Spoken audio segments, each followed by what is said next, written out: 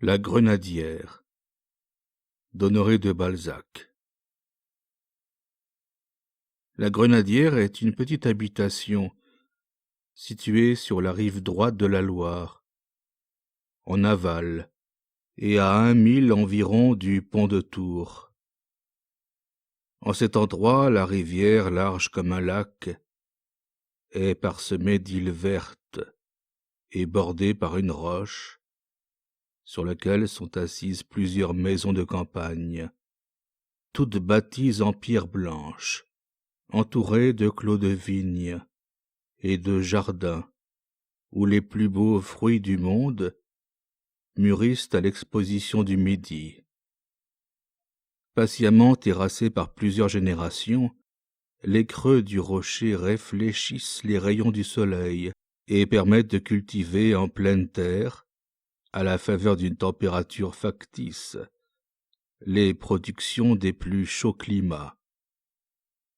Dans une des moins profondes anfractuosités qui découpent cette colline, s'élève la flèche aiguë de Saint-Cyr, petit village duquel dépendent toutes ces maisons éparses. Puis un peu plus loin, la Choisille se jette dans la Loire, par une grasse vallée qui interrompt ce long coteau. La Grenadière, sise à mi-côte du rocher, à une centaine de pas de l'église, est un de ces vieux logis âgés de 200 ou 300 ans, qui se rencontrent en Touraine, dans chaque jolie situation. Une cassure de roc a favorisé la construction d'une rampe, qui arrive en pente douce sur la levée, nom donné dans le pays à la digue établie au bas de la côte, pour maintenir la Loire dans son lit, et sur laquelle passe la grande route de Paris à Nantes. En haut de la rampe est une porte, où commence un petit chemin pierreux, ménagé entre deux terrasses, espèce de fortification garnie de treilles et d'espaliers, destinés à empêcher l'éboulement des terres. Ce sentier pratiqué au pied de la terrasse supérieure, et presque caché par les arbres de celle qu'il couronne, mène à la maison par une pente rapide, en laissant voir la rivière dont l'étendue s'agrandit à chaque pas.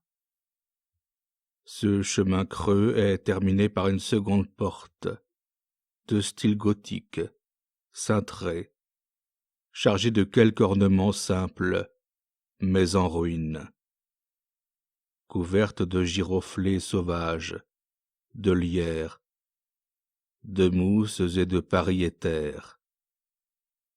Ces plantes indestructibles décorent les murs de toutes les terrasses, d'où elles sortent par la fente des assises, en dessinant à chaque nouvelle saison de nouvelles guirlandes de fleurs. En franchissant cette porte vermoulue, un petit jardin, conquis sur le rocher par une dernière terrasse, dont la vieille balustrade noire domine toutes les autres, offre à la vue son gazon orné de quelques arbres verts et d'une multitude de rosiers et de fleurs. Puis, en face du portail, à l'autre extrémité de la terrasse, est un pavillon de bois, appuyé sur le mur voisin, et dont les poteaux sont cachés par des jasmins, des chèvrefeuilles, de la vigne et des clématites. Au milieu de ce dernier jardin s'élève la maison sur un perron voûté, couvert de pampres, et sur lequel se trouve la porte d'une vaste cave, creusée dans le roc. Le logis est entouré de treilles et de grenadiers, en pleine terre. De là vient le nom donné à cette closerie. La façade est composée de 2 larges fenêtres, séparées par une porte bâtarde, très rustique. et de 3 mansardes prises sur un toit d'une élévation prodigieuse, relativement au peu de hauteur du rez-de-chaussée. Ce toit à 2 pignons est couvert en ardoise. Les murs du bâtiment principal sont peints en jaune, et la porte, les contrevents d'en bas, les persiennes des mansardes sont vertes. En entrant, vous trouverez un petit palier où commence un escalier tortueux, dont le système change à chaque tournant. Il est en bois presque pourri. Sa rampe, creusée en forme de vis, a été brunie par un long usage. À droite est une vaste salle à manger boisée à l'antique, dallée en carreaux blancs, fabriquée à Château-Regnault, puis à gauche un salon de pareille dimension, sans boiserie, mais tendu d'un papier aurore à bordure verte. Aucune des 2 pièces n'est plafonnée. Les solives sont en bois de noyer et les interstices remplis d'un torchis blanc, fait avec de la bourre. Au premier étage, il y a 2 grandes chambres dont les murs sont blanchis à la chaux. Les cheminées en pierre y sont moins richement sculptées que celles du rez-de-chaussée. Toutes les ouvertures sont exposées au midi. Au nord, il n'y a qu'une seule porte, donnant sur les vignes et pratiquée derrière l'escalier.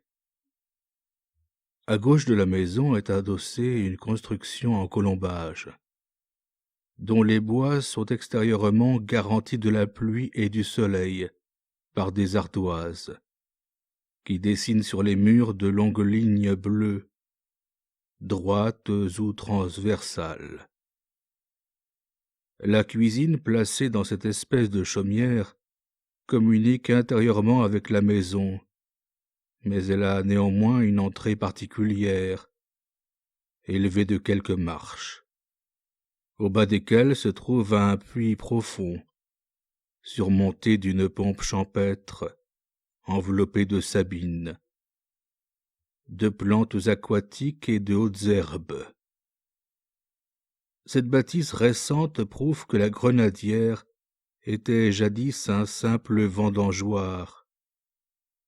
Les propriétaires y venaient de la ville, dont elle est séparée par le vaste lit de la Loire, seulement pour faire leur récolte, ou quelques parties de plaisir. Ils y envoyaient dès le matin leurs provisions, et n'y couchaient guère que pendant le temps des vendanges.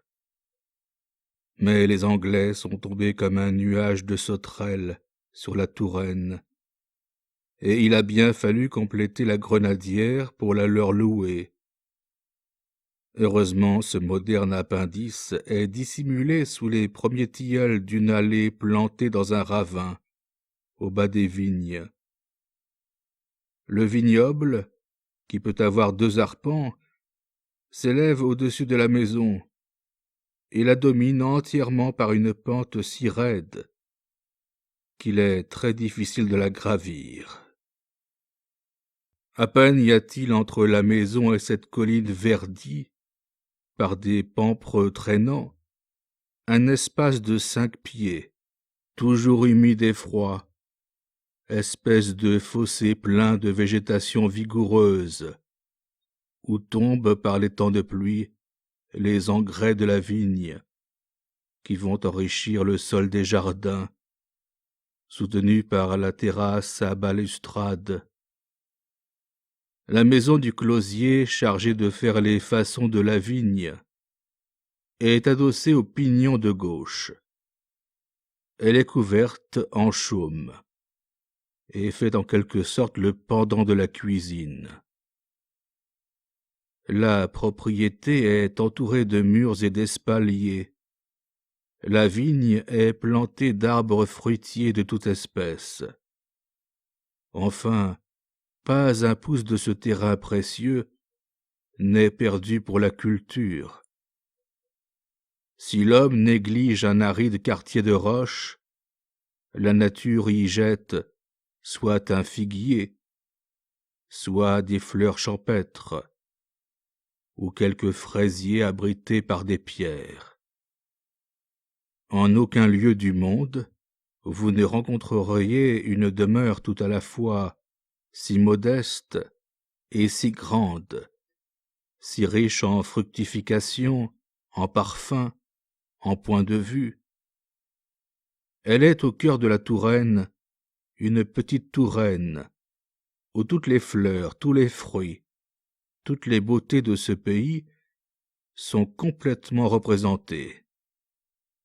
C'est les raisins de chaque contrée, les figues, les pêches, les poires de toutes les espèces, et des melons en plein champ, aussi bien que la réglisse, les genêts d'Espagne, les lauriers roses de l'Italie, et les jasmins des Açores. La Loire est à vos pieds. Vous la dominez d'une terrasse élevée de 30 toises, au-dessus de ses eaux capricieuses. Le soir, vous respirez ces brises venues fraîches de la mer et parfumées dans leur route par les fleurs des longues levées. Un nuage errant qui, à chaque pas dans l'espace, change de couleur et de forme, sous un ciel parfaitement bleu, donne 1000 aspects nouveaux à chaque détail des paysages magnifiques qui s'offrent au regard, en quelque endroit que vous vous placiez. De là, les yeux embrassent d'abord la rive gauche de la Loire, depuis Amboise, la fertile plaine où s'élève Tours, ses faubourgs, ses fabriques, le Plessis, puis une partie de la rive gauche, qui depuis Vouvray jusqu'à Saint-Symphorien décrit un demi-cercle de rochers, plein de joyeux vignobles.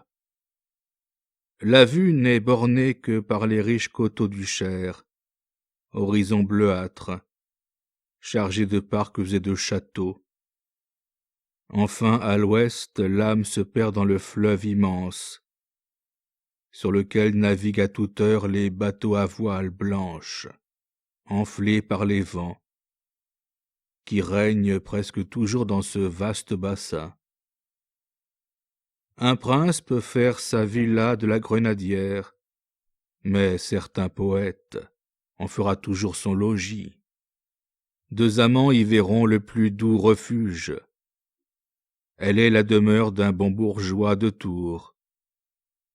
Elle a des poésies pour toutes les imaginations, pour les plus humbles et les plus froides, comme pour les plus élevés et les plus passionnés. Personne n'y reste sans y sentir l'atmosphère du bonheur, sans y comprendre toute une vie tranquille, dénuée d'ambition, de soins. La rêverie est dans l'air et dans le murmure des flots. Les sables parlent, ils sont tristes ou gais, dorés ou ternes. Tout est mouvement autour du possesseur de cette vigne, immobile au milieu de ses fleurs vivaces et de ses fruits appétissants. Un Anglais donne 1000 francs pour habiter pendant 6 mois cette humble maison, mais il s'engage à en respecter les récoltes. S'il veut les fruits, il en double le loyer. Si ce vin lui fait envie, il double encore la somme. Que vaut donc la Grenadière avec sa rampe, son chemin creux, sa triple terrasse, ses 2 arpents de vigne, ses balustrades de rosiers fleuris, son vieux perron, sa pompe, ses clématites échevelées et ses arbres cosmolites? N'offrez pas de prix, la Grenadière ne sera jamais à vendre. Achetée une fois en 1690, et laissée à regret pour 40 000 francs, comme un cheval favori abandonné par l'arabe du désert. Elle est restée dans la même famille. Elle en est l'orgueil, le joyau patrimonial, le régent. Voir, n'est-ce pas à voir, a dit un poète. De là vous voyez 3 vallées de la Touraine et sa cathédrale suspendue dans les airs, comme un ouvrage en filigrane. Peut-on payer de tels trésors? Pourrez-vous jamais payer la santé que vous recouvrez là sous les tilleuls? Au printemps d'une des plus belles années de la Restauration, une dame accompagnée d'une femme de charge et de 2 enfants, dont le plus jeune paraissait avoir 8 ans et l'autre environ 13, vint à Tours y chercher une habitation. Elle vit la grenadière et la loua. Peut-être la distance qui la séparait de la ville la décida-t-elle à s'y loger. Le salon lui servit de chambre à coucher. Elle mit chaque enfant dans une des pièces du premier étage, et la femme de charge coucha dans un petit cabinet ménagé au-dessus de la cuisine. La salle à manger devint le salon commun à la petite famille et le lieu de réception. La maison fut meublée très simplement, mais avec goût. Il n'y eut rien d'inutile, ni rien qui sentît le luxe. Les meubles choisis par l'inconnu étaient en noyer, sans aucun ornement. La propreté, l'accord régnant entre l'intérieur et l'extérieur du logis, en firent tout le charme. Il fut donc assez difficile de savoir si madame Wilhelm Sens, nom que prit l'étrangère, appartenait à la riche bourgeoisie, à la haute noblesse, ou à certaines classes équivoques de l'espèce féminine. Sa simplicité donnait matière aux suppositions les plus contradictoires, mais ses manières pouvaient confirmer celles qui lui étaient favorables. Aussi peu de temps après son arrivée à Saint-Cyr, sa conduite réservée excita-t-elle l'intérêt des personnes oisives, habituées à observer en province tout ce qui semble devoir animer la sphère étroite où elles vivent. Madame Wilhelm Sens était une femme d'une taille assez élevée, mince et maigre, mais délicatement faite. Elle avait de jolis pieds, plus remarquables par la grâce avec laquelle ils étaient attachés que par leur étroitesse, mérite vulgaire, puis des mains qui semblaient belles sous le gant, quelques rougeurs foncées et mobiles, couperosaient son teint blanc, jadis frais et coloré. Des rides précoces flétrissaient un front de forme élégante, couronné par de beaux cheveux châtains, bien plantés, et toujours tressés en 2 nattes circulaires, coiffure de vierge, qui seyaient à sa physionomie mélancolique. Ses yeux noirs, fortement cernés, creusés, pleins d'une ardeur fiévreuse, affectaient un calme menteur, et par moments, si elle oubliait l'expression qu'elle s'était imposée, il s'y peignait de secrètes angoisses.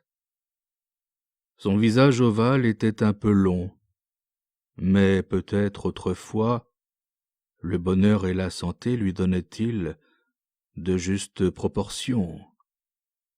Un faux sourire, empreint d'une tristesse douce, errait habituellement sur ses lèvres pâles.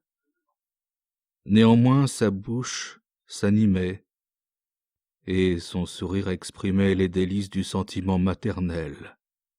quand les 2 enfants, par lesquels elle était toujours accompagnée, la regardaient ou lui faisaient une de ces questions intarissables et oiseuses qui toutes ont un sens pour une mère.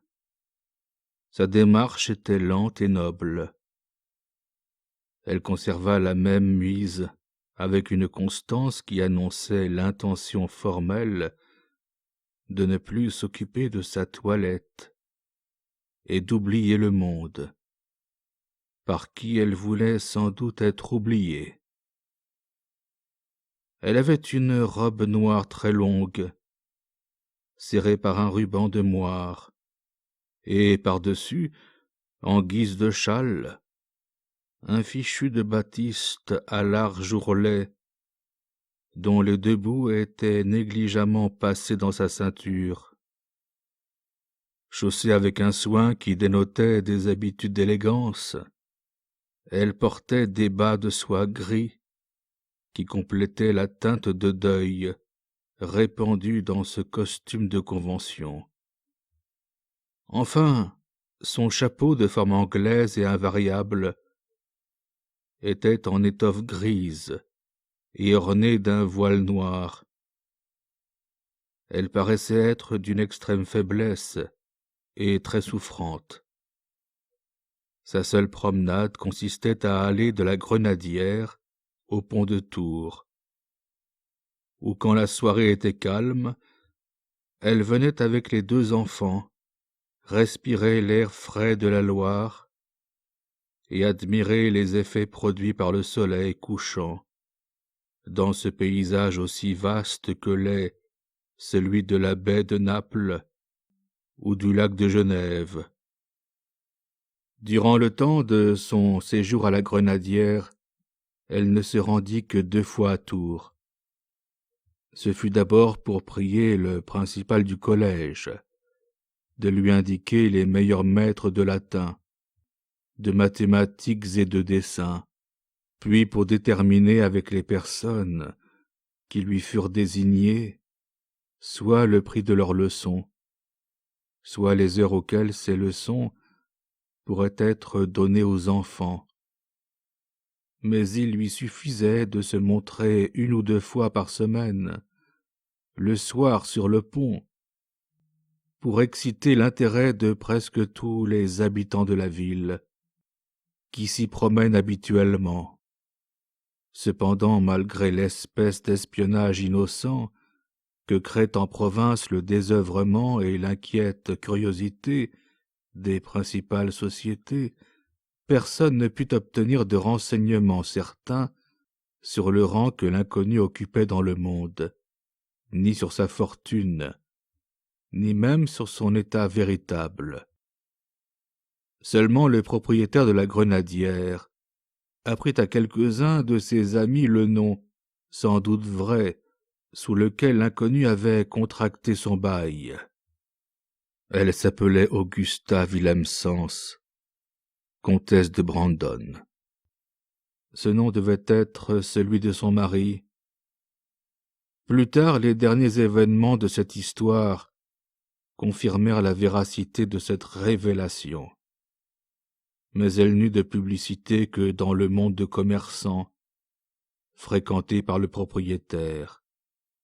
Ainsi madame Willemsens demeura constamment un mystère pour les gens de la bonne compagnie, et tout ce qu'elle leur permit de deviner en elle fut une nature distinguée, des manières simples, délicieusement naturelles, et un son de voix d'une douceur angélique. Sa profonde solitude, sa mélancolie et sa beauté si passionnément obscurcie, à demi flétrie même, avaient tant de charme que plusieurs jeunes gens s'éprirent d'elle. Mais plus leur amour fut sincère, moins il fut audacieux. Puis elle était imposante, il était difficile d'oser lui parler. Enfin, si quelques hommes hardis lui écrivirent, leurs lettres durent être brûlées sans avoir été ouvertes.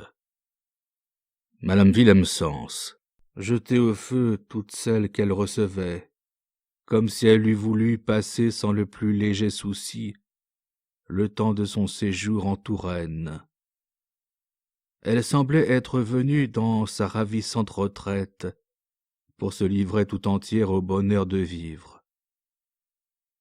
Les 3 maîtres auxquels l'entrée de la grenadière fut permise parlèrent avec une sorte d'admiration respectueuse du tableau touchant que présentait l'union intime et sans nuage de ces enfants et de cette femme.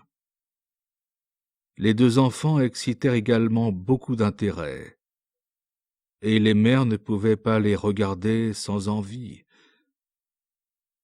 Tous 2 ressemblaient à madame Willemsens, qui était en effet leur mère. Ils avaient l'un et l'autre ce teint transparent et ces vives couleurs, ces yeux purs et humides, ces longs cils, cette fraîcheur de forme qui imprime tant d'éclat aux beautés de l'enfance. L'aîné, nommé Louis Gaston, avait les cheveux noirs et un regard plein de hardiesse. Tout en lui dénotait une santé robuste, de même que son front large et haut, heureusement bombé, semblait trahir un caractère énergique.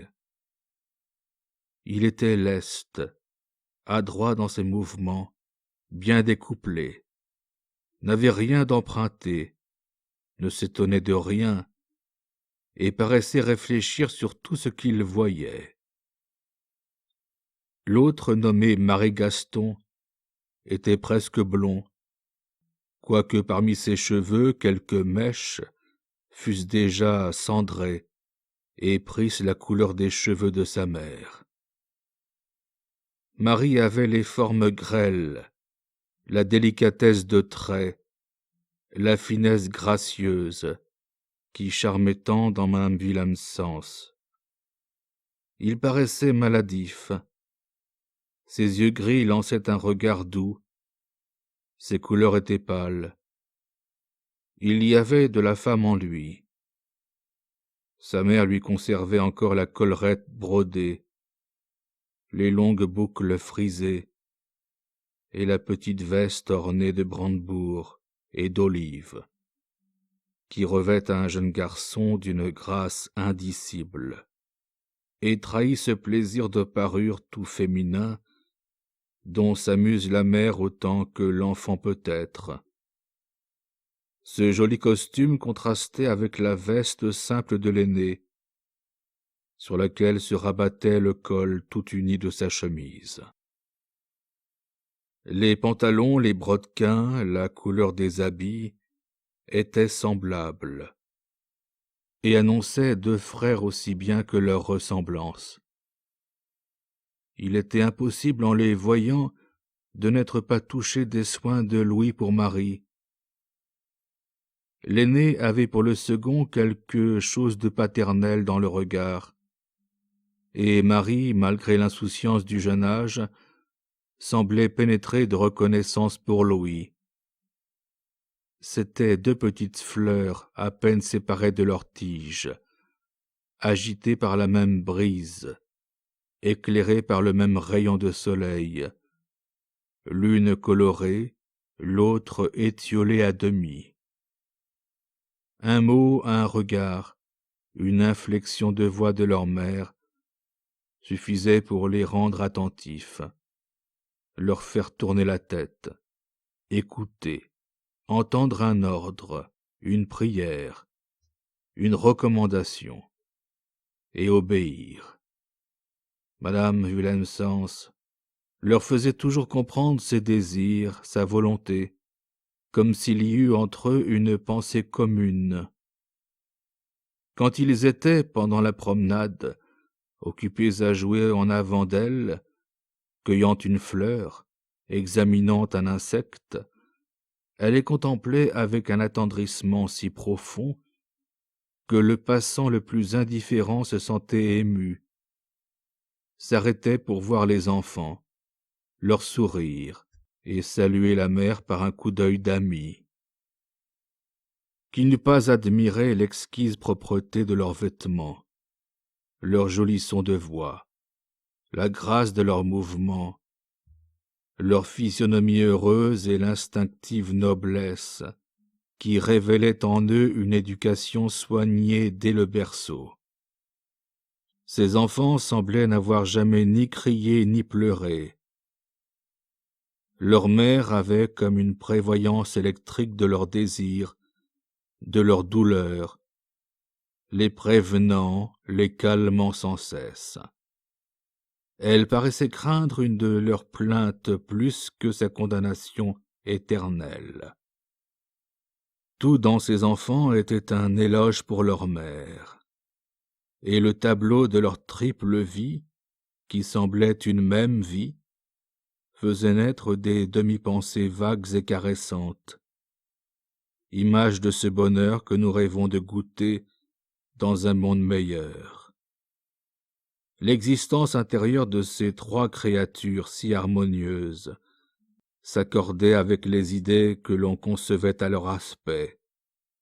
C'était la vie d'ordre, régulière et simple, qui convient à l'éducation des enfants.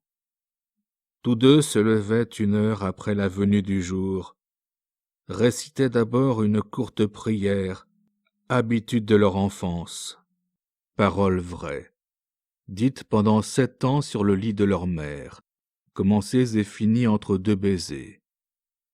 Puis les 2 frères, accoutumés sans doute à ces soins minutieux de la personne, si nécessaires à la santé du corps, à la pureté de l'âme, et qui donnent en quelque sorte la conscience du bien-être, faisaient une toilette aussi scrupuleuse que peut l'être celle d'une jolie femme. Il ne manquait à rien, tant ils avaient peur l'un et l'autre d'un reproche, quelque tendrement qu'il leur fut adressé par leur mère, quand, en les embrassant, elle leur disait au déjeuner, suivant la circonstance: « Mes chers anges, où donc avez-vous pu déjà vous noircir les ongles ?»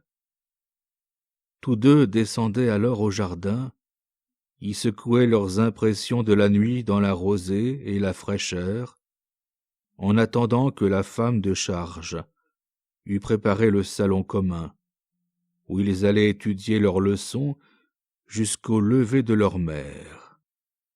Mais de moment en moment, ils en épiaient le réveil, quoiqu'ils ne dussent entrer dans sa chambre qu'à une heure convenue.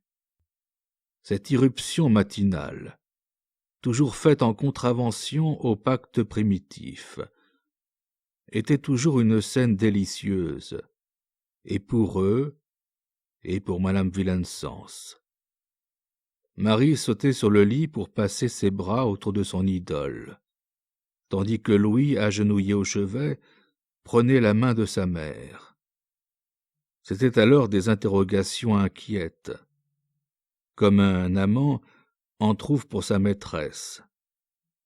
Puis des rires d'ange, des caresses, tout à la fois passionnés et purs, des silences éloquents, des bégaiements, des histoires enfantines interrompues et reprises par des baisers, rarement achevés, toujours écoutés. « Avez-vous bien travaillé ?» demandait la mère, mais d'une voix douce et amie, près de plaindre la fainéantise comme un malheur, prête à lancer un regard mouillé de larmes à celui qui se trouvait content de lui-même. Elle savait que ses enfants étaient animés par le désir de lui plaire.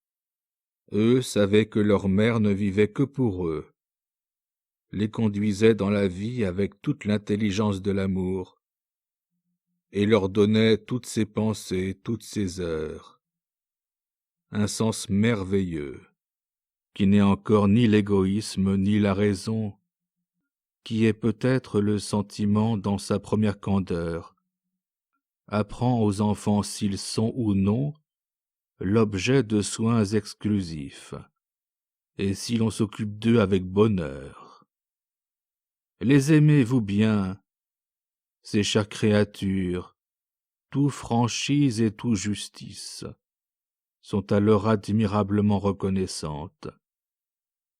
Elles aiment avec passion, avec jalousie, ont les délicatesses les plus gracieuses, trouvent à dire les mots les plus tendres.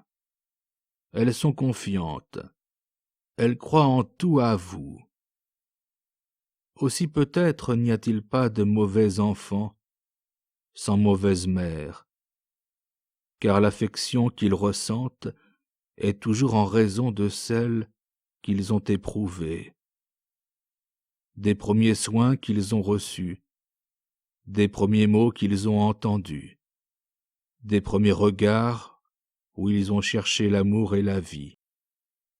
Tout devient alors attrait, où tout est répulsion. Dieu a mis les enfants au sein de la mère, pour lui faire comprendre qu'il devait y rester longtemps.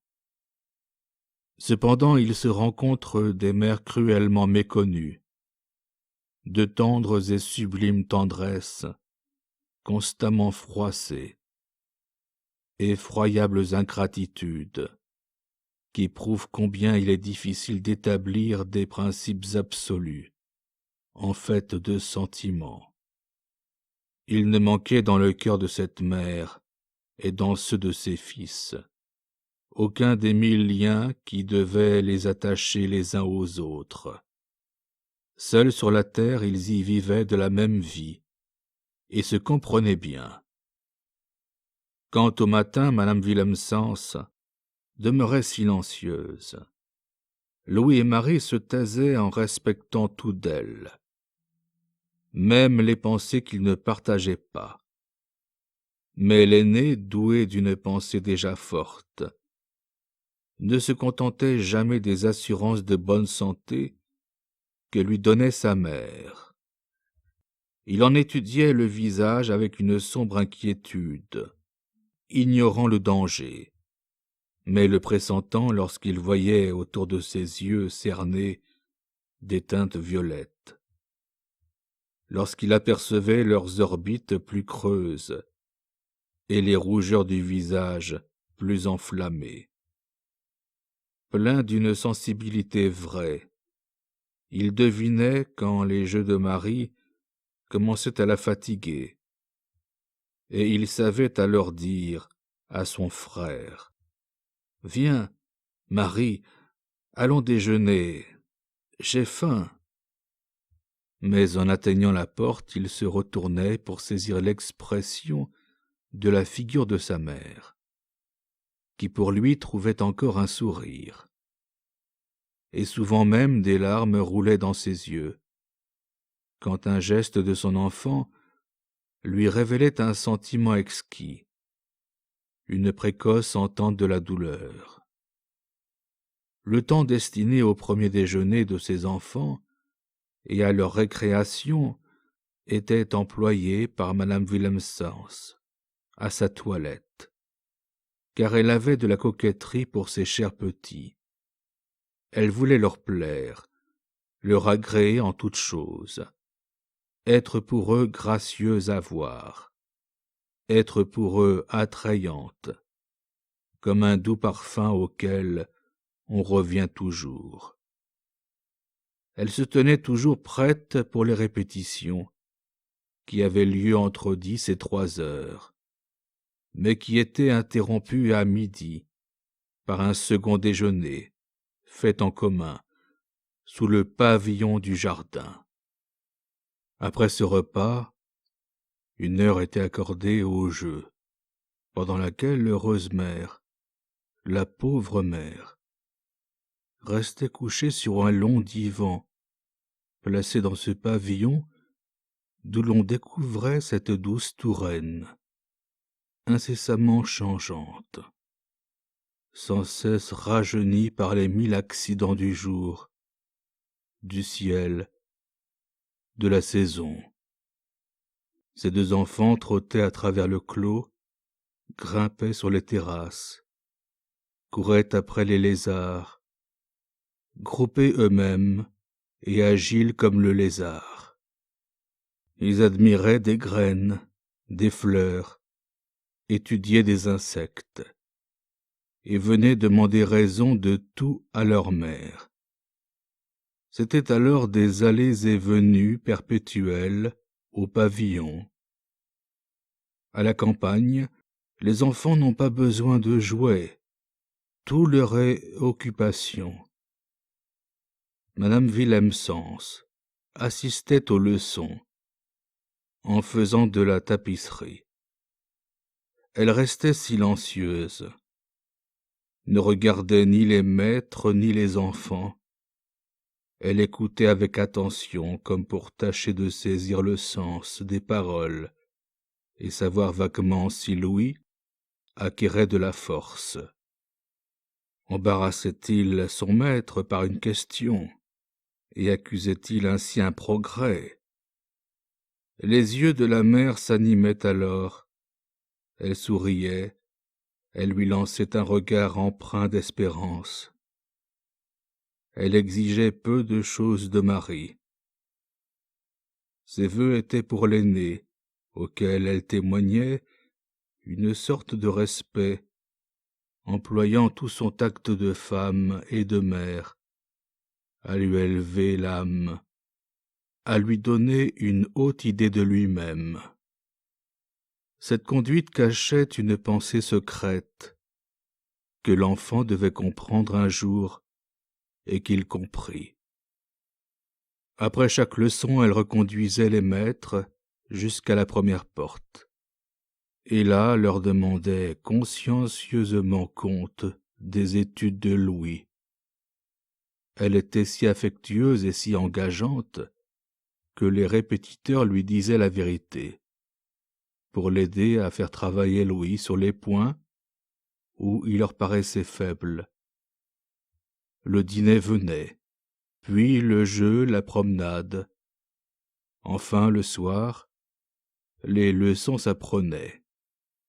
Telle était leur vie uniforme mais pleine, où le travail et les distractions heureusement mêlées ne laissaient aucune place à l'ennui.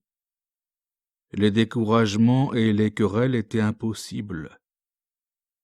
L'amour sans bornes de la mère rendait tout facile. Elle avait donné de la discrétion à ses deux fils, en ne leur refusant jamais rien, du courage, en les louant à propos, de la résignation, en leur faisant apercevoir la nécessité sous toutes ses formes. Elle en avait développé, fortifié l'angélique nature avec un soin de fée. Parfois quelques larmes humectaient ses yeux ardents, quand, en les voyant jouer, elle pensait qu'ils ne lui avaient pas causé le moindre chagrin. Un bonheur étendu, complet, ne nous fait ainsi pleurer que parce qu'il est une image du ciel, duquel nous avons tous de confuses perceptions. Elle passait des heures délicieuses, couchée sur son canapé champêtre, voyant un beau jour une grande étendue d'eau, un pays pittoresque, entendant la voix de ses enfants, leur rire renaissant dans le rire même, et leurs petites querelles où éclatait leur union, le sentiment paternel de Louis pour Marie et l'amour de tous deux pour elle. Tous deux ayant eu pendant leur première enfance une bonne Anglaise, parlaient également bien le français et l'anglais. Aussi leur mère se servait-elle alternativement des deux langues dans la conversation. Elle dirigeait admirablement bien leurs jeunes âmes, ne laissant entrer dans leur entendement aucune idée fausse, dans le cœur aucun principe mauvais. Elle les gouvernait par la douceur, ne leur cachant rien, leur expliquant tout. Lorsque Louis désirait lire, elle avait soin de lui donner des livres intéressants, mais exacts. C'était la vie des marins célèbres, les biographies des grands hommes, des capitaines illustres, trouvant dans les moindres détails de ces sortes de livres mille occasions de lui expliquer prématurément le monde et la vie, insistant sur les moyens dont s'étaient servis les gens obscurs, mais réellement grands, partis sans protecteur des derniers rangs de la société, pour parvenir à de nobles destinées. Ces leçons, qui n'étaient pas les moins utiles, se donnaient le soir quand le petit Marie s'endormait sur les genoux de sa mère, dans le silence d'une belle nuit, quand la loi réfléchissait les cieux. Mais elle redoublait toujours la mélancolie de cette adorable femme, qui finissait toujours par se taire, et par rester immobile, songeuse, les yeux pleins de larmes. « Ma mère, pourquoi pleurez-vous » lui demanda Louis par une riche soirée du mois de juin, au moment où les demi-teintes d'une nuit doucement éclairée succédaient à un jour chaud. « Mon fils, » répondit-elle, en attirant par le cou l'enfant, dont l'émotion cachée la toucha vivement. « Parce que le sort pauvre d'abord de Jameray Duval, parvenu sans secours, est le sort que je t'ai fait à toi et à ton frère. Bientôt, mon cher enfant, vous serez seul sur la terre, sans appui, sans protection. Je vous y laisserai petits encore, et je voudrais cependant te voir assez fort, assez instruit pour servir de guide à Marie, et je n'en aurai pas le temps. Je vous aime trop pour ne pas être bien malheureuse par ces pensées. Chers enfants, pourvu que vous ne me maudissiez pas un jour. »« Et pourquoi vous maudirais-je un jour, ma mère ?»« Un jour, pauvre petit, » dit-elle, en le baisant au front, « tu reconnaîtras que j'ai eu des torts envers vous. Je vous abandonnerai ici, sans fortune, sans... » Elle hésita. « Sans un père, » reprit-elle. À ce mot, elle fondit en larmes, repoussa doucement son fils, qui par une sorte d'intuition devina que sa mère voulait être seule, et il emmena Marie à moitié endormie. Puis, une heure après, quand son frère fut couché, Louis revint à pas discrets vers le pavillon où était sa mère. Il entendit alors ces mots prononcés par une voix délicieuse à son cœur. « Viens, Louis !» L'enfant se jeta dans les bras de sa mère, et ils s'embrassèrent presque convulsivement. « Ma chérie !» dit-il enfin, car il lui donnait souvent ce nom, trouvant même les mots de l'amour trop faibles pour exprimer ses sentiments. « Ma chérie, pourquoi crains-tu donc de mourir ? Je suis malade, pauvre ange aimé. Chaque jour mes forces se perdent, et mon mal est sans remède. Je le sais. Quel est donc votre mal ? Je dois l'oublier. Et toi, tu ne dois jamais savoir la cause de ma mort. » L'enfant resta silencieux pendant un moment, jetant à la dérobée des regards sur sa mère, qui, les yeux levés au ciel, en contemplait les nuages. Moment de douce mélancolie. Louis ne croyait pas à la mort prochaine de sa mère, mais il en ressentait les chagrins sans les deviner. Il respecta cette longue rêverie. Moins jeune, il aurait lu sur ce visage sublime quelques pensées de repentir, mêlées à des souvenirs heureux, toute une vie de femme, une enfance insouciante, un mariage froid, une passion terrible, des fleurs nées dans un orage, abîmées par la foudre, dans un gouffre d'où rien ne saurait revenir.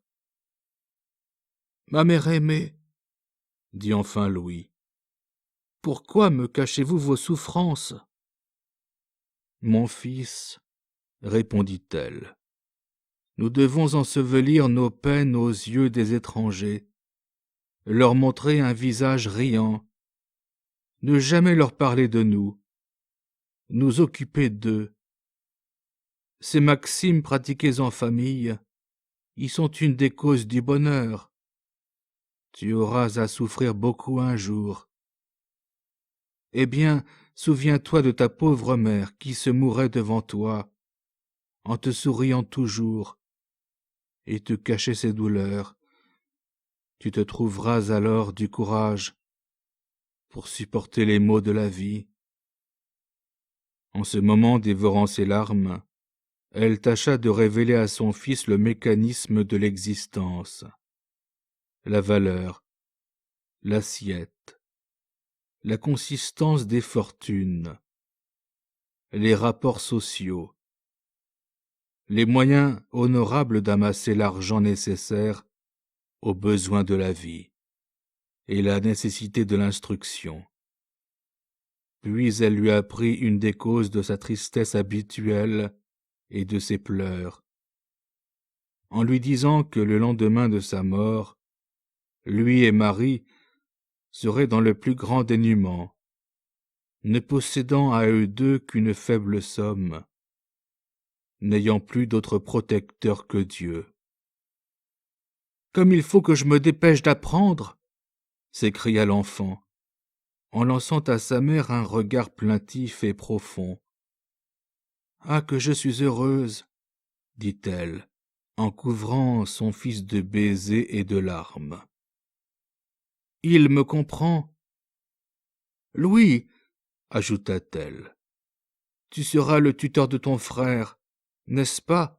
Tu me le promets.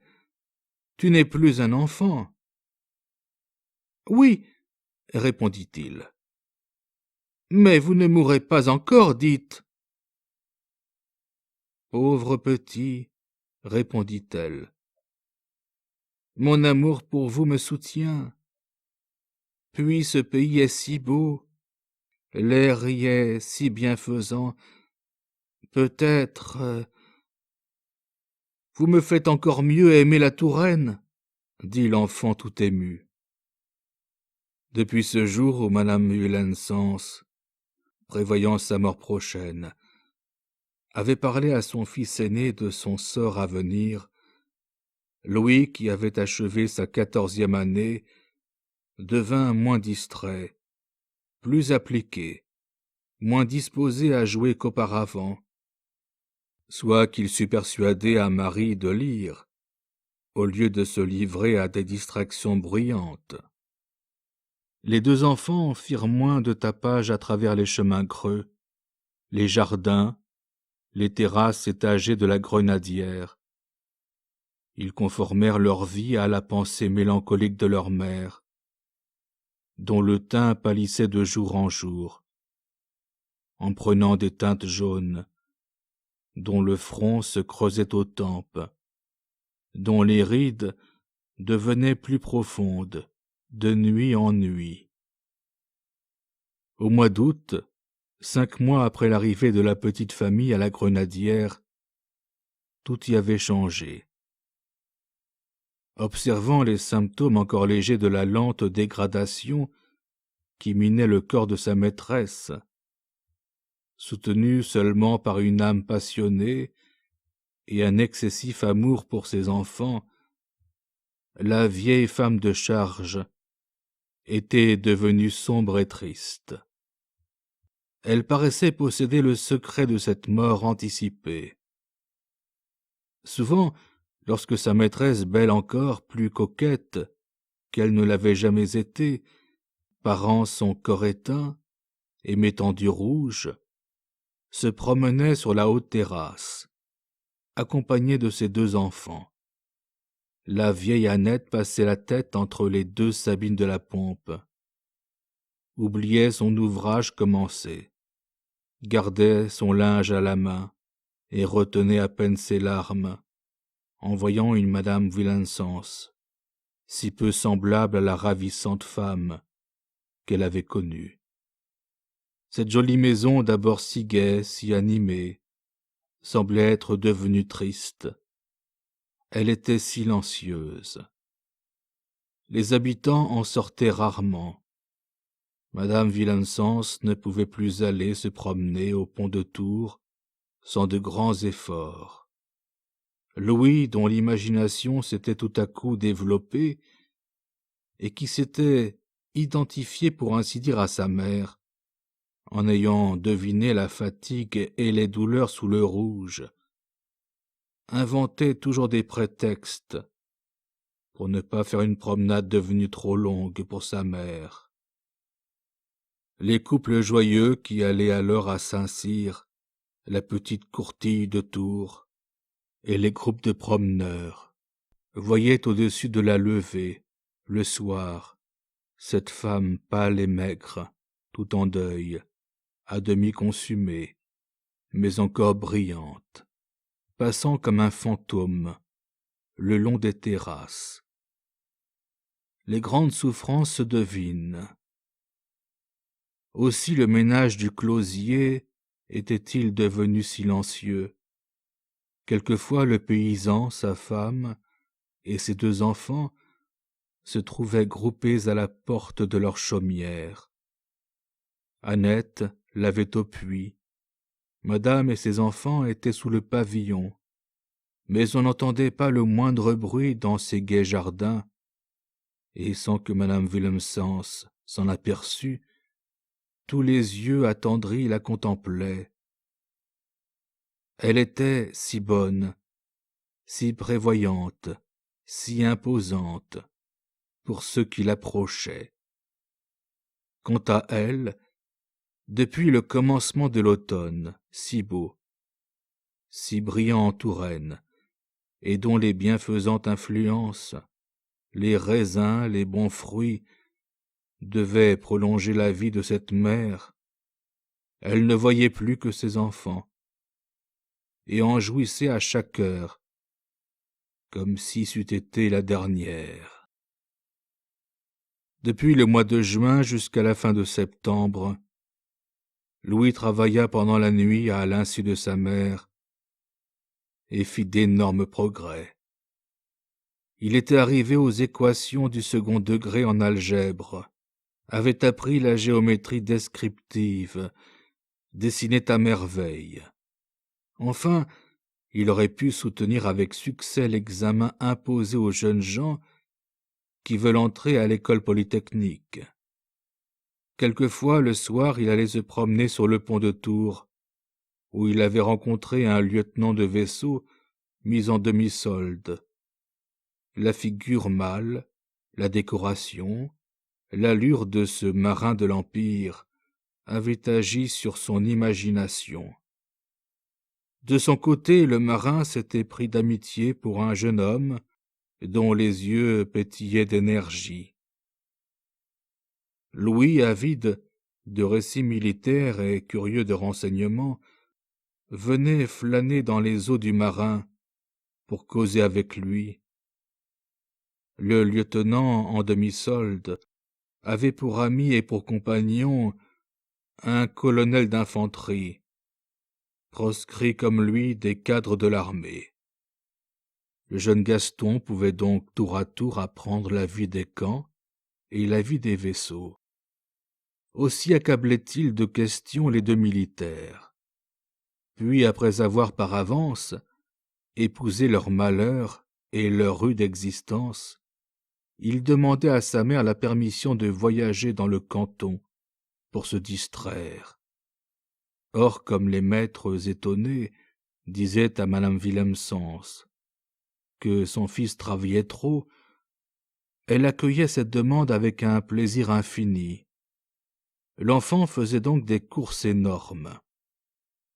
Voulant s'endurcir à la fatigue, il grimpait aux arbres les plus élevés avec une incroyable agilité. Il apprenait à nager. Il veillait. Il n'était plus le même enfant. C'était un jeune homme, sur le visage duquel le soleil avait jeté son hâle brun, et où je ne sais quelle pensée profonde apparaissait déjà. Le mois d'octobre vint. Madame Willemsens ne pouvait plus se lever qu'à midi. Quand les rayons du soleil, réfléchis par les eaux de la Loire et concentrés dans les terrasses, produisaient à la Grenadière cette température égale à celle des chaudes et tièdes journées de la baie de Naples, qui font recommander son habitation par les médecins du pays. Elle venait alors s'asseoir sous un des arbres verts, et ses deux fils ne s'écartaient plus d'elle. Les études cessèrent, les maîtres furent congédiés, les enfants et la mère voulurent vivre au cœur les uns des autres, sans soin, sans distraction. Il n'y avait plus ni pleurs ni cris joyeux. L'aîné couché sur l'herbe près de sa mère restait sous son regard comme un amant et lui baisait les pieds. Marie, inquiet, allait lui cueillir des fleurs, les lui apportait d'un air triste, et s'élevait sur la pointe des pieds pour prendre sur ses lèvres un baiser de jeune fille. Cette femme blanche aux grands yeux noirs, tout abattue, lente dans ses mouvements, ne se plaignant jamais, souriant à ses deux enfants bien vivants, d'une belle santé, formait un tableau sublime, auquel ne manquaient ni les pompes mélancoliques de l'automne, avec ses feuilles jaunies et ses arbres à demi dépouillés, ni l'allure adoucie du soleil et les nuages blancs du ciel de Touraine. Enfin, madame Willemsens fut condamnée par un médecin à ne pas sortir de sa chambre. Sa chambre fut chaque jour embellie des fleurs qu'elle aimait, et ses enfants y demeurèrent. Dans les premiers jours de novembre, elle toucha du piano pour la dernière fois. Il y avait un paysage de Suisse au-dessus du piano. Du côté de la fenêtre, ses deux enfants, groupés l'un sur l'autre, lui montrèrent leurs têtes confondues. Ses regards allèrent alors constamment de ses enfants au paysage, et du paysage à ses enfants. Son visage se colora. Ses doigts coururent avec passion sur les touches d'ivoire.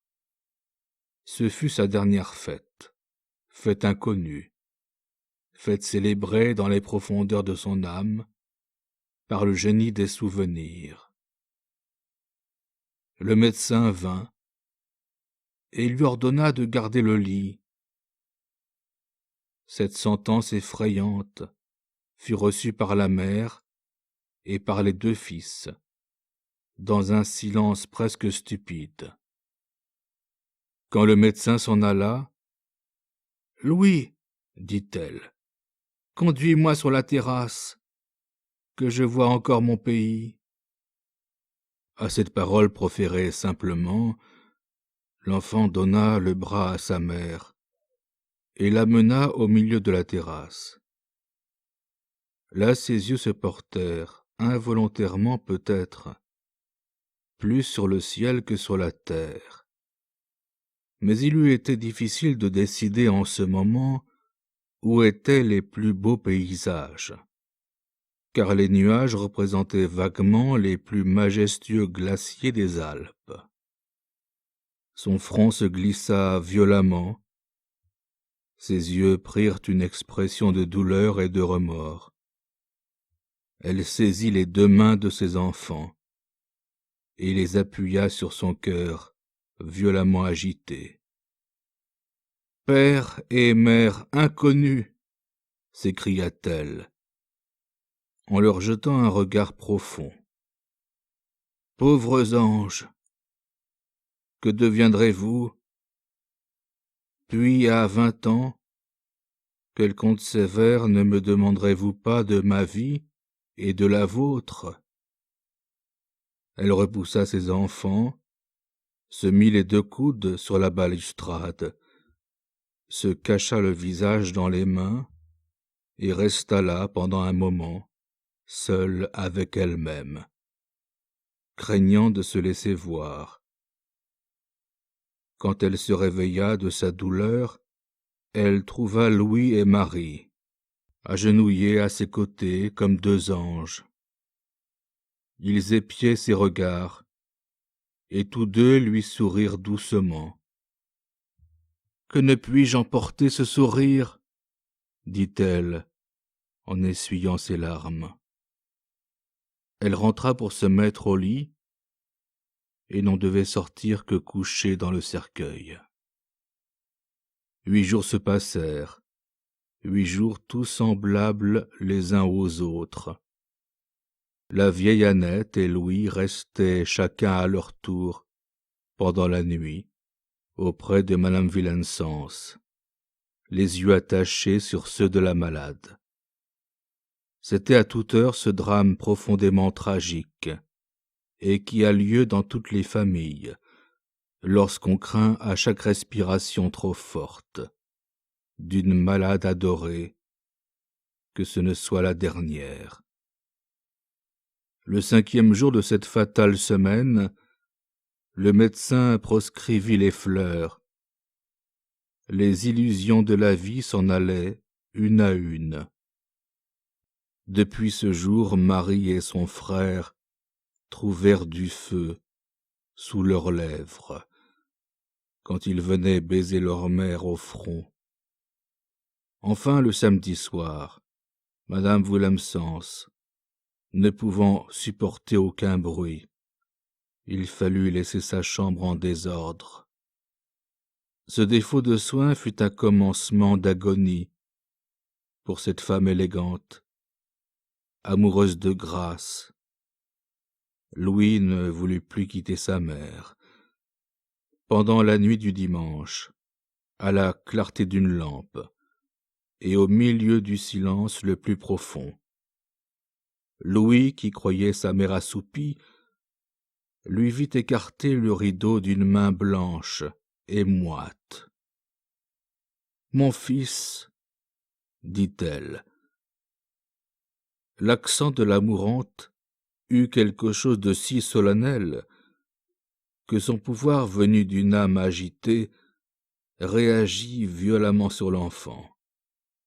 Il sentit une chaleur exorbitante dans la moelle de ses os. « Que veux-tu, ma mère ?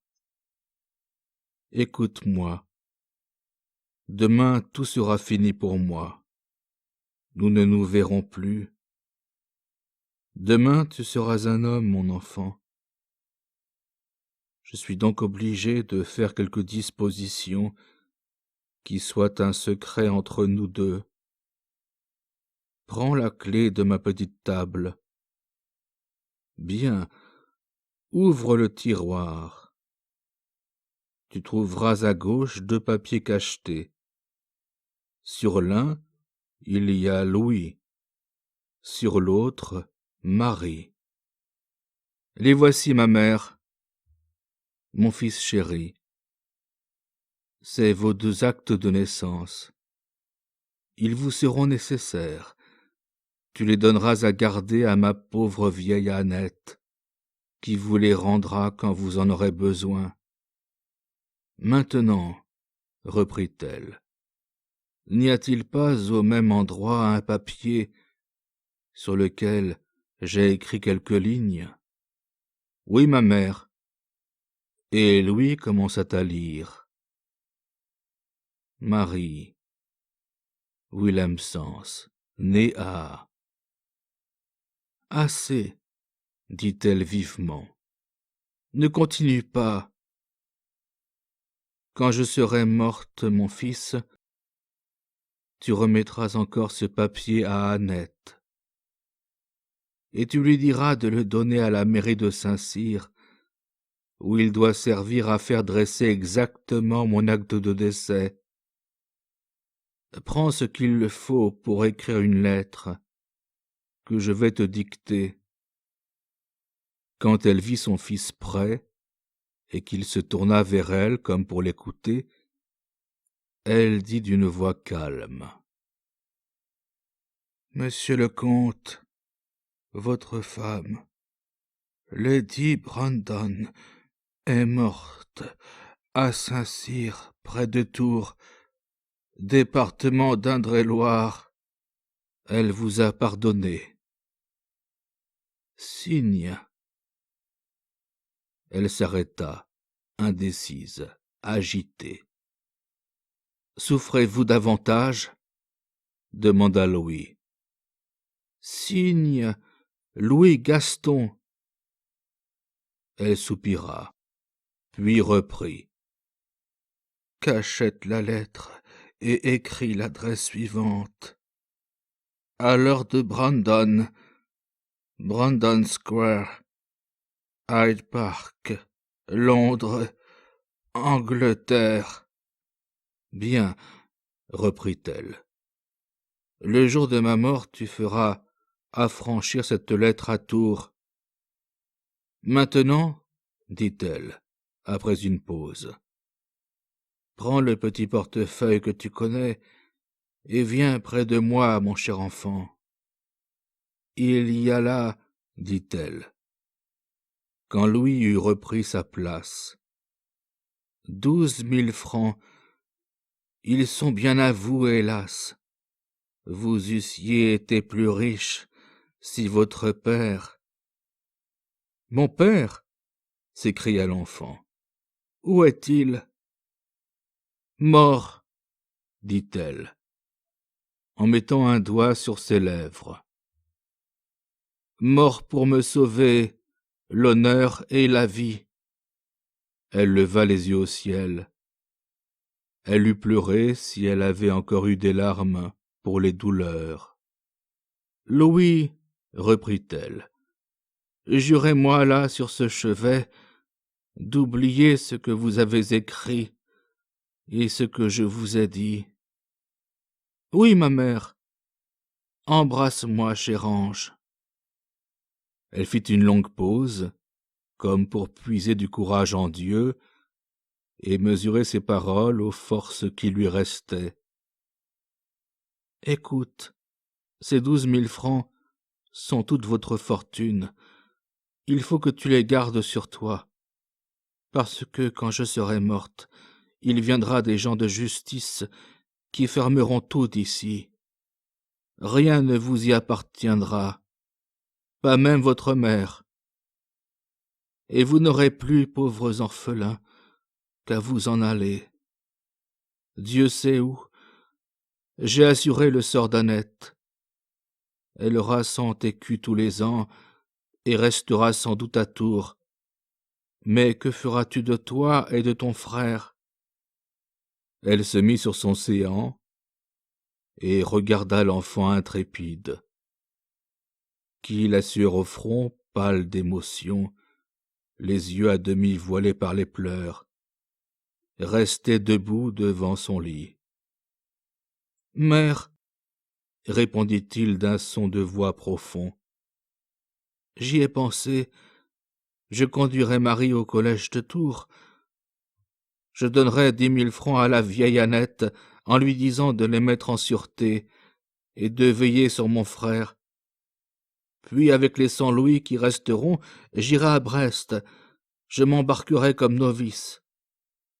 Pendant que Marie étudiera, je deviendrai lieutenant de vaisseau. Enfin, meurs tranquille, ma mère. Va, je reviendrai riche.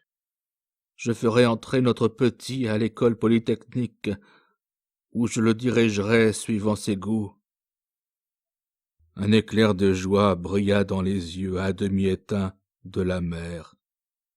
2 larmes en sortirent, roulèrent sur ses joues enflammées.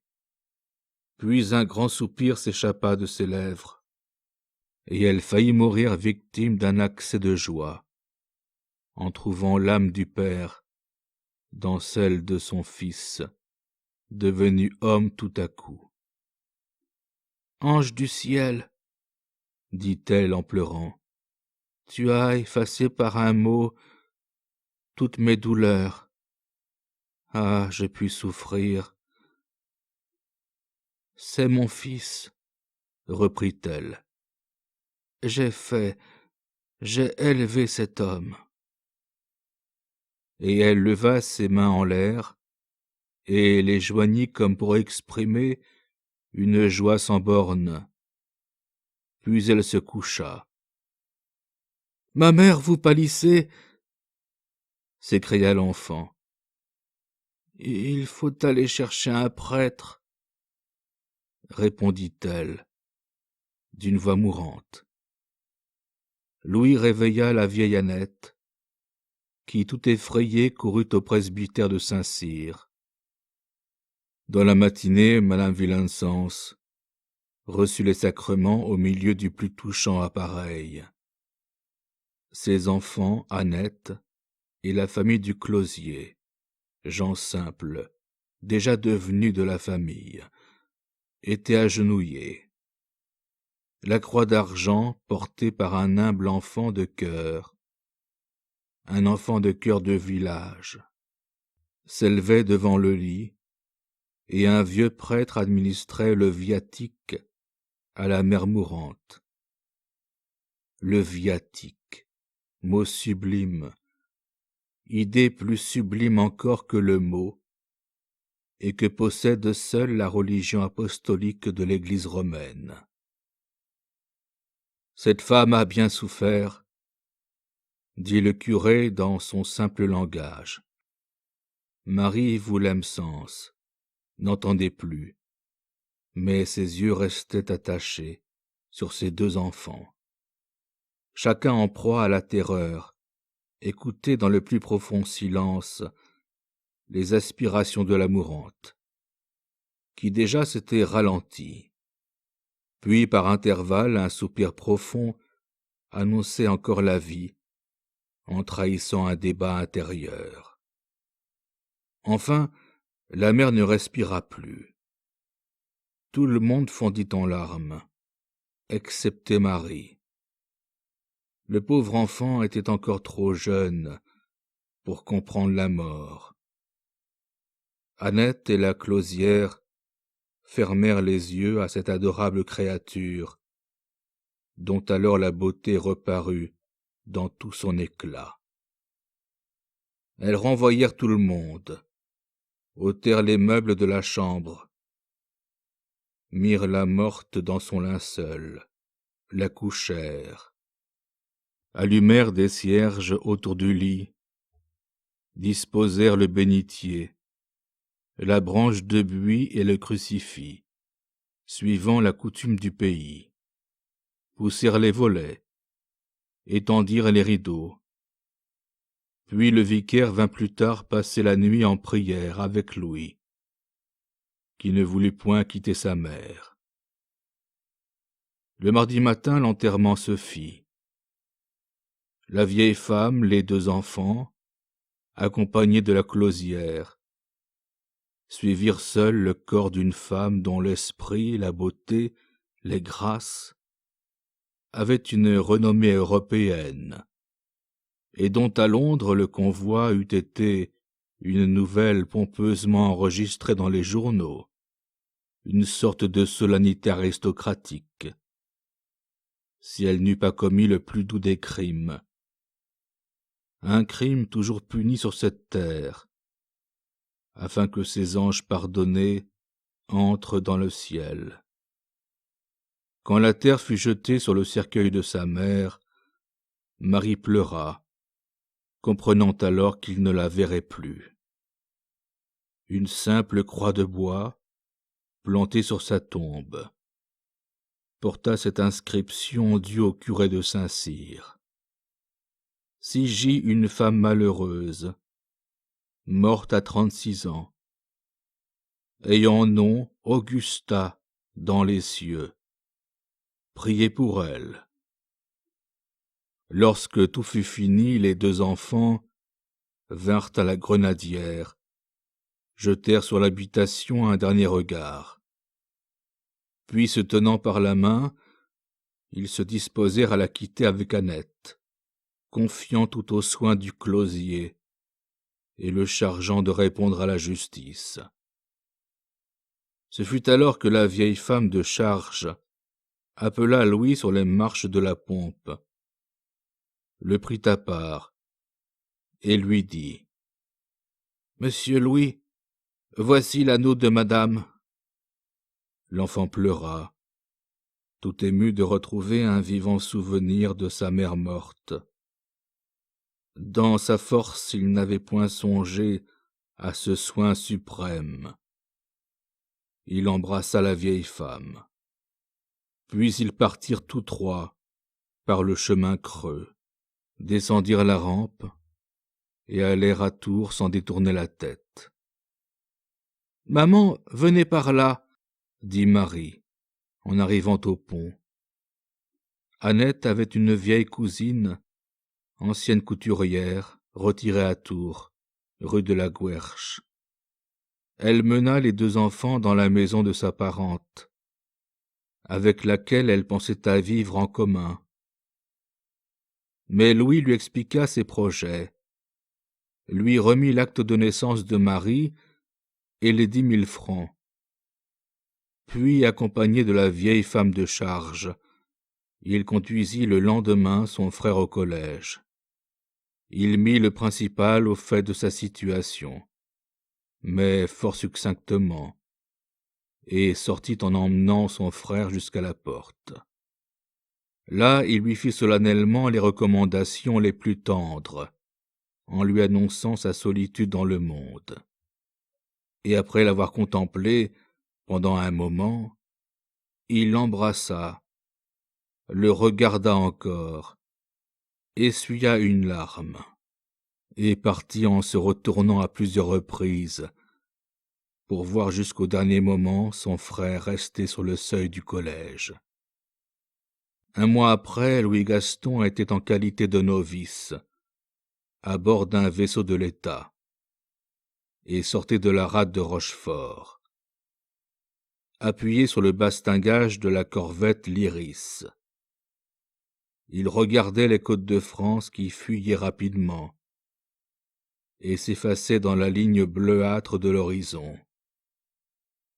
Bientôt il se trouva seul et perdu au milieu de l'océan, comme il l'était dans le monde et dans la vie. « Il ne faut pas pleurer, jeune homme. Il y a un Dieu pour tout le monde, » lui dit un vieux matelot de sa grosse voix, tout à la fois rude et bonne. L'enfant remercia cet homme par un regard plein de fierté, puis il baissa la tête en se résignant à la vie des marins. Il était devenu père.